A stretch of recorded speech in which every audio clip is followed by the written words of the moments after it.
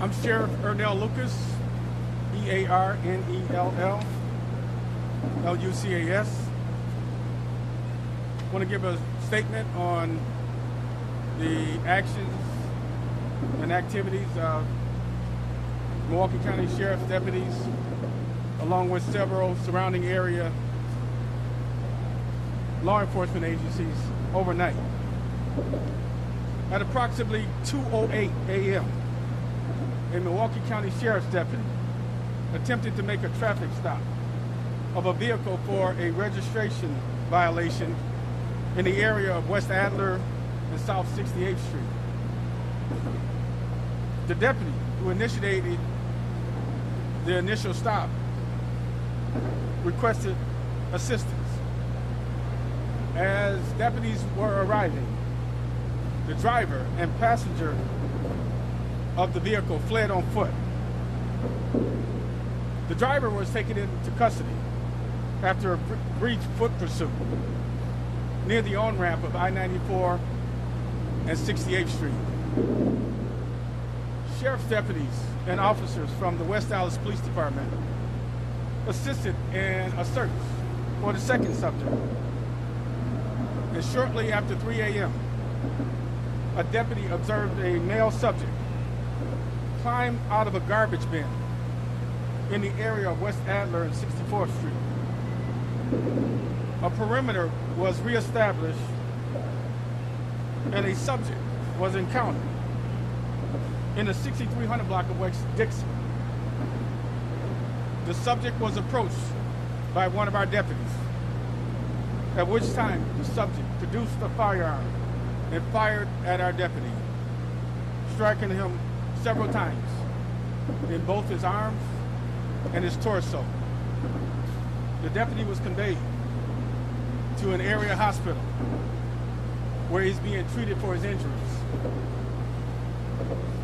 At this time, his injuries do not appear to be life-threatening. We all should be very grateful and thankful for that officer, for that deputy. Sheriff's deputies and officers from multiple surrounding agencies now began a search for the shooting suspect.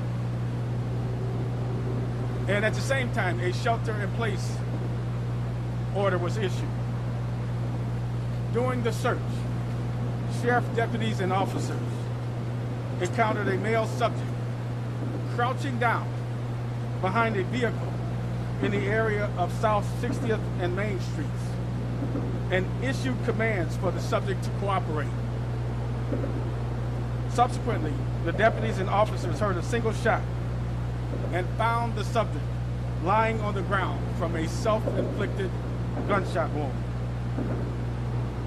The Milwaukee Police Department was requested to conduct an independent investigation into this matter.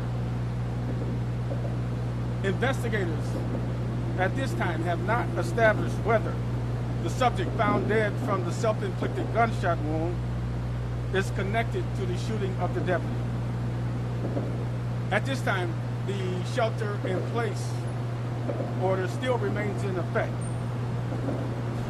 Residents are asked to contact 911 if they see something suspicious. And anyone with information regarding this investigation is asked to contact the Milwaukee Police Department at 414-935-7360. Again, that number is 414-935-7360, or contact Crime Stoppers at 414-224-TIPS. Again, that's 414-224-TIPS.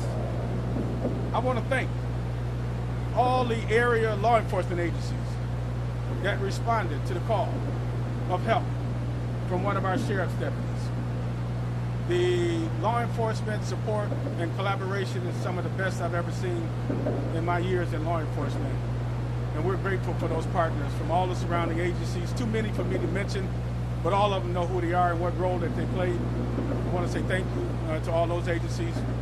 And again, I want to ask the public to be patient as we still continue to sort through the investigation, as we're still trying to make connections between the individual that was found dead, as well as information as we were just walking out here that an individual was found in the neighborhood who may possibly be connected to this incident. So with that, I'll stop and take a few brief questions. Is the deputy who pulled over this car in the first place the same deputy who was shot? No, it was a deputy, another deputy that made the initial stop. He was not the deputy that was shot, no. And we know that you have one person in custody, the driver. How many suspects are you looking for? Just one? And is that driver in custody? Yes, we, after the initial stop and the subjects exiting the vehicle, we did take into custody the driver shortly thereafter. The second subject remained on the loose, and we were still seeking that subject. The deputy is 26 years of age. He's been with our agency now for about 18 months. He works our patrol division on the third shift. He's a very fine officer, a very fine member of this agency. Thank goodness his injuries at this point do not appear to be life-threatening. We got to be very fortunate now. This is twice within 2 weeks law enforcement officers have encountered individuals with weapons and have been shot doing their jobs, and we're just very grateful and thankful that his injuries do not appear to be life-threatening. So I just want to make sure I'm clear. We have one person dead, but we're unsure if that person is the suspect. What would you tell the public right now who is sheltering in place and has been for several hours? Again, it was an individual that officers and deputies noted in the neighborhood and attempted to make contact with the individual. They saw him crouching down behind a vehicle, and when they attempted to make contact with the individual, they heard a single shot, and following that shot, they found the individual lying down from a single self-inflicted gunshot wound. So at this point right now, we've not been able to make the connections as to what that individual's involvement was and is to this investigation.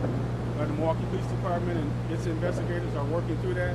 We hope to make those connections here very shortly through some forensic evidence and other evidence so that, again, we can give the all clear in the neighborhood. We just flew over at 67th and Dixon and saw some of your deputies taping the scene over there. Can you tell me what's going on over there? Again, just as we were walking out here, we received word that an individual was found walking in the neighborhood.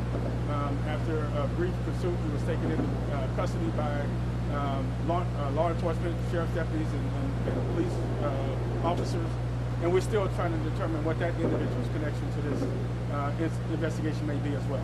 When you guys send out alerts like this, People think he is connected, this person? We've not made that connection at this point. It's too early to tell, but we're working and trying to determine that right as quickly as we can. when you guys, no, it's okay, I apologize. When you all send out alerts like this, exactly how big of an area got that alert? We know people as far as up to 1 million people we're hearing received this alert. So how do you guys justify who receives it versus who doesn't? That's determined by the Office of Emergency Management.